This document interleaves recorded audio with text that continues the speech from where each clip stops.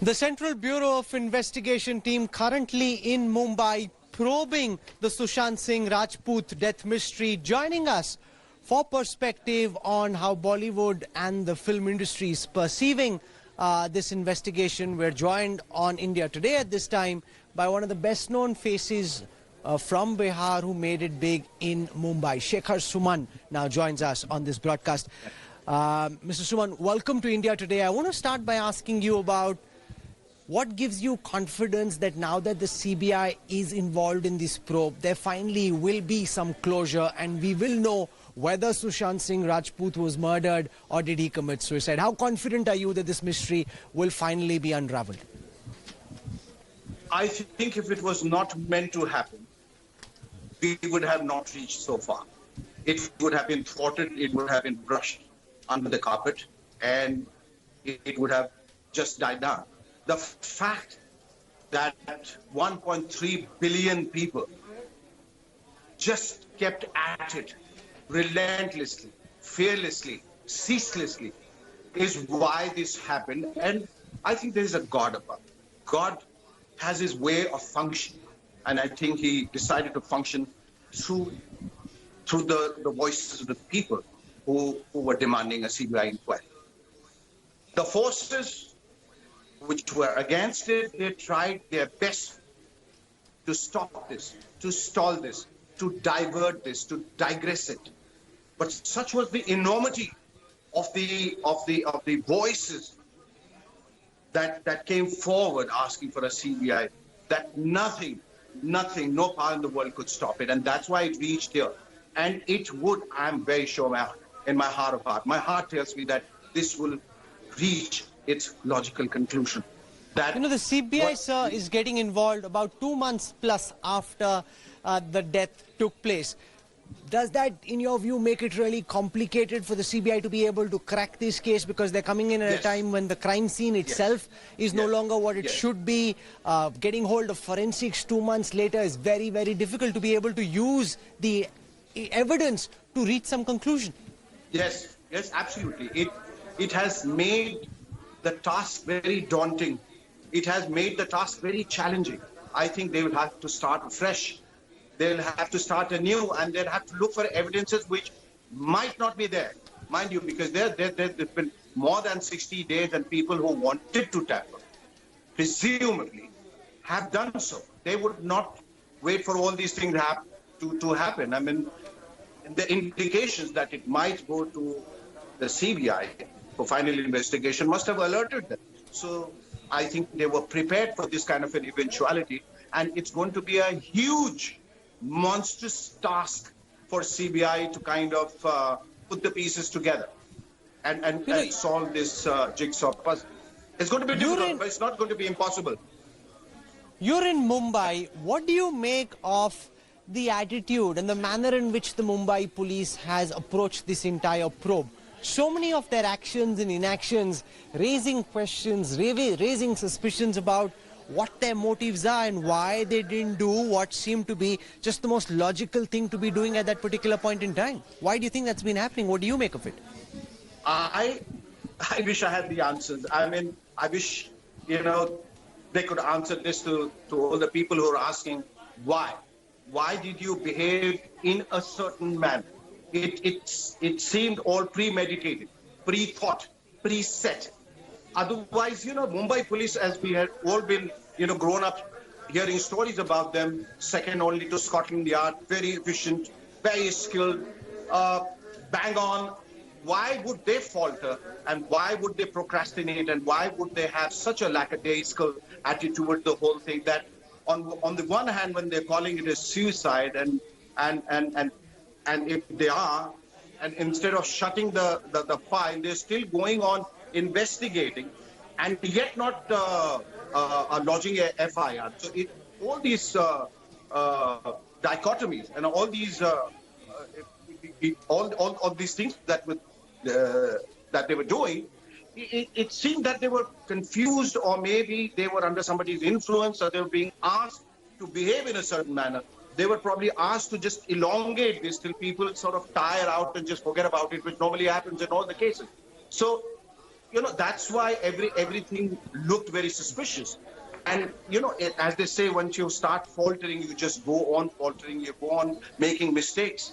And that is what I think Mumbai police should be held responsible for, that they made so many mistakes. And all the evidences that which were so conspicuous and they were so obvious, why were they just relegated to the background? Why were they overlooked?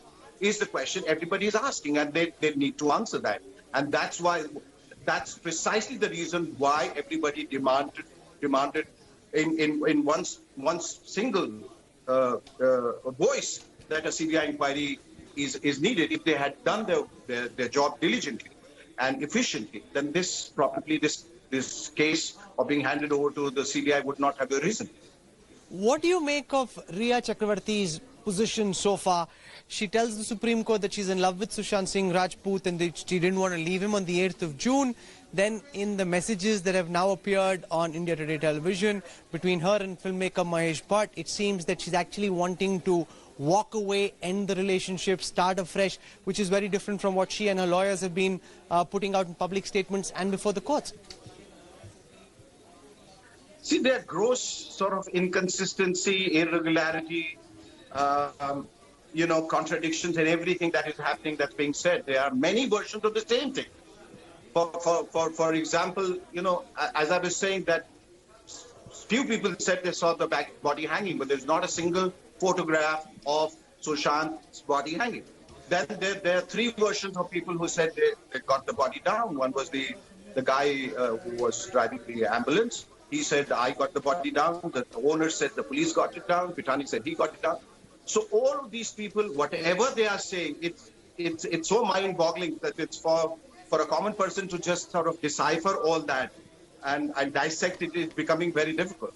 I think that's precisely why we should stop being forensic experts now and leave it to the CBI to kind of just peel off the layers, unravel it layer by layer and find out the truth.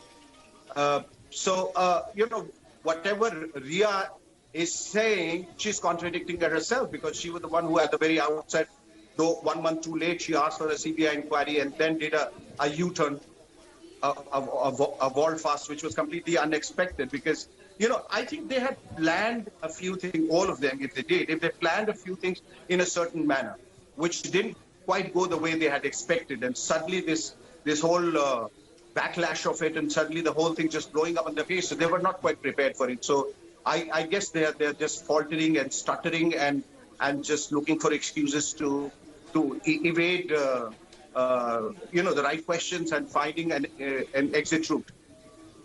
This case has polarized Bollywood like never before in much of India. Yes. This insider versus outsider, nepotism versus fair chance debate. Do you think that the Sushant Singh Rajput death case reflects an inflection point of sorts, after which Bollywood will be more of an equal opportunity platform for everyone to showcase their skills without being blocked up by a club that's already inside Bollywood?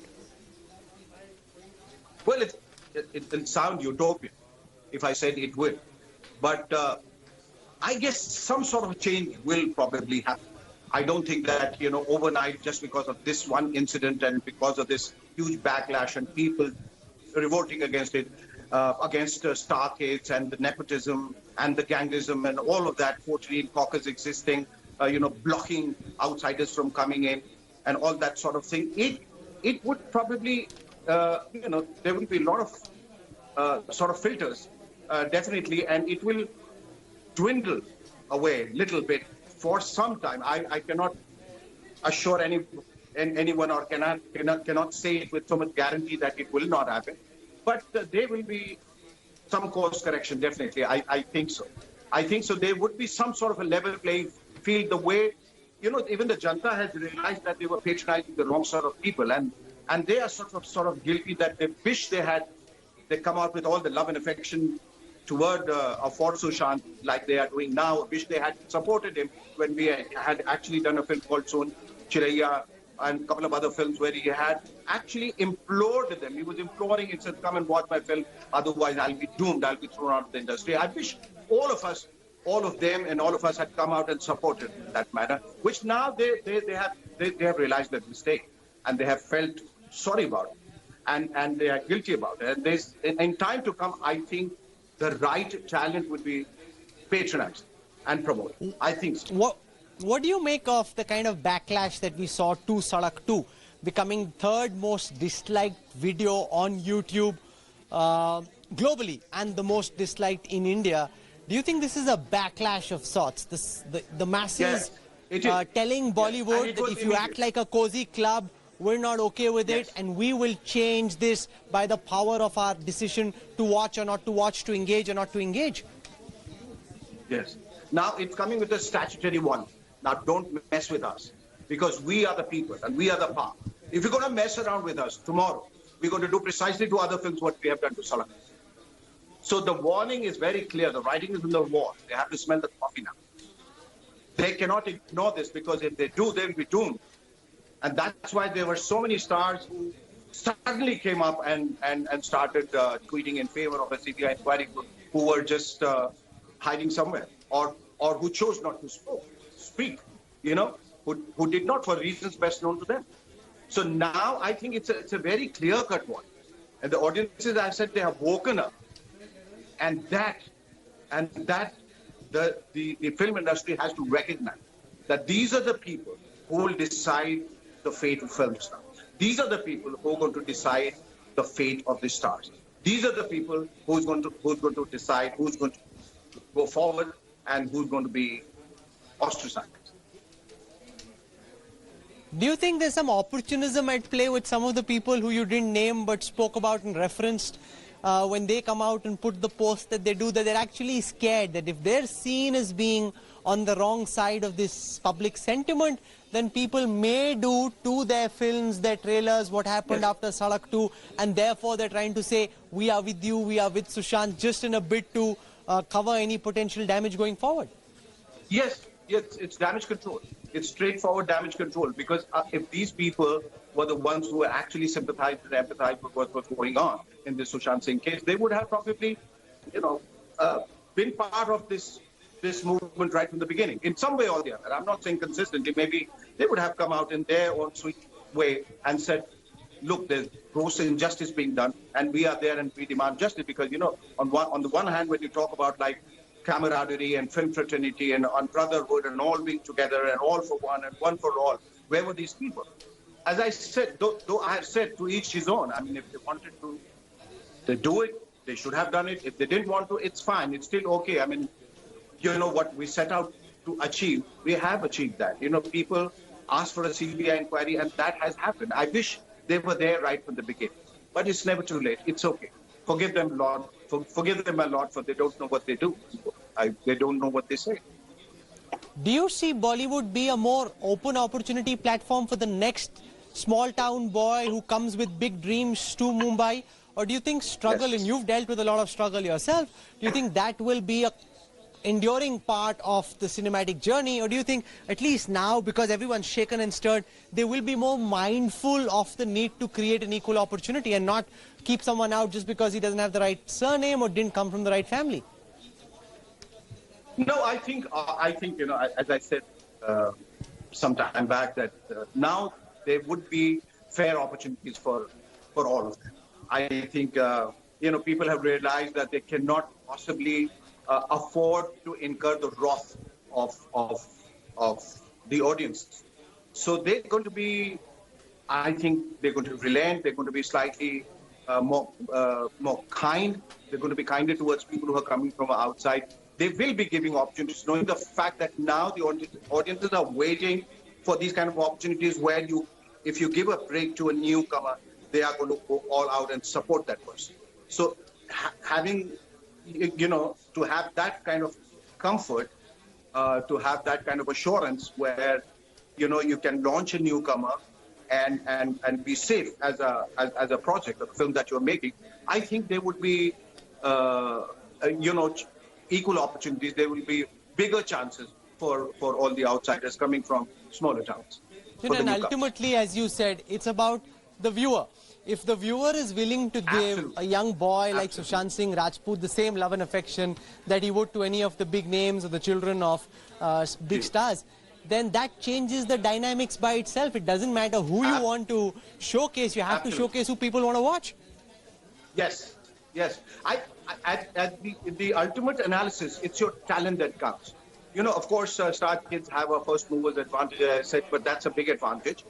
But I guess that, you know, people are ready for a change. You know, they can spot a newcomer in a smaller film and then sort of promote him or patronize him, go and watch his films, and that's going to help that newcomer to get a bigger break with a bigger producer. That's what's going to happen. So people are going to be more careful in choosing the actor they want to promote. You're calling this an inflection point, one that will change Bollywood forever, make it a more open space for people from smaller towns. We'll see more what happens. More democratic, yes. But I want to thank you, Shekhar Suman, for joining us with your thoughts as this small town boy making it in the big city. Now hoping that this opens the doors for other small town boys to come in and not face any backlash, any pushback. Let's see whether or not it ultimately happens that way. Shekhar Suman for joining us. Thank you very much. Thank you. Thank you. Hello everyone, this is Rahul Kanwal here. Hope you enjoyed this video. For the latest news and analysis, like and subscribe the India Today YouTube channel and don't forget to press the bell icon to stay updated.